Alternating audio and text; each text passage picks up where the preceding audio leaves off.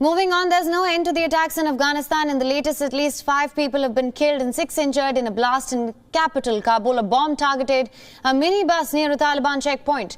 The attack took place in the Dasht-e Barchi area, which is dominated by minority Shia Hazara community.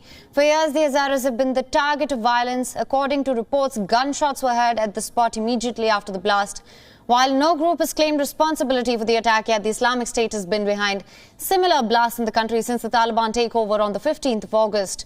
The incident comes just a day after last 3 people killed in the blast at the mosque in Nangarhar province. The Taliban government announced the arrest of 2 perpetrators in the Nangarhar blast, but it did not provide any further details. Frequent attacks have added to Afghanistan's woes. The country is already on the brink of an economic collapse. International aid has also dried up since the Taliban seized power. The Taliban government lacks international recognition. However, countries have vowed to provide aid to Afghanistan through NGOs. And WION correspondent Anas Malik is now joining us live from Kabul. Anas, thank you so much for joining us. What can you tell us about the situation on ground right now? Well, the situation on the ground is very tricky. At least 6 people are now confirmed dead in the explosion that took place yesterday in a moving car. The target was a moving car, and it is now determined that a magnetic IED, or a sticky bomb as we call it over here in Afghanistan, was attached to a moving minibus in which one journalist and an employee of the National Statistics Bureau, they too have lost their lives. 6 people are confirmed killed, whereas another 7 are injured. The Taliban have officially put out a statement and have said that at least 1 person is killed and 2 are injured. Much lesser than the count that has been put out by the Taliban is much lesser than the reality on the ground.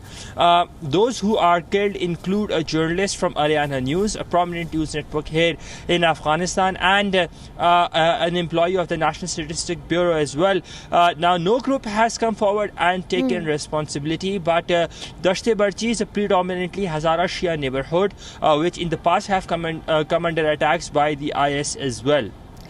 Right, Anas. Absolutely, no group has claimed responsibility just yet, but we've seen even in the past the Taliban has tried to downplay the severity of such blasts and attacks, also at a time when what they seek is legitimacy.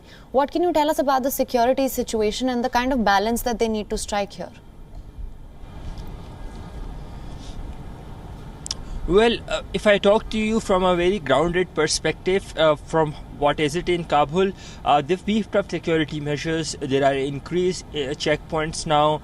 Even if you are traveling in a car, they will be asking you for your taskira, which is the national ID card, and your car documentation as well. So they're trying to give this semblance of going into or of becoming a proper state, a governing state.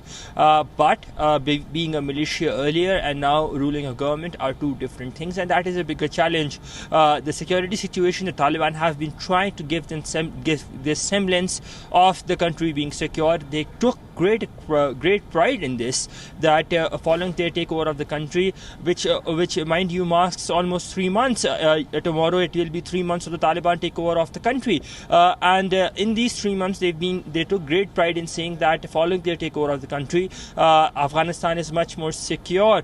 But the IS attacks have punctured this narrative. More than 80 attacks have taken place in about roughly 90 days since the Taliban took over. So that quite explains that, despite the fact that the Taliban would want to give this semblance or this sense of security, they have a military opposition, and the military opposition, which is the IS, continues to attack regardless of their claim.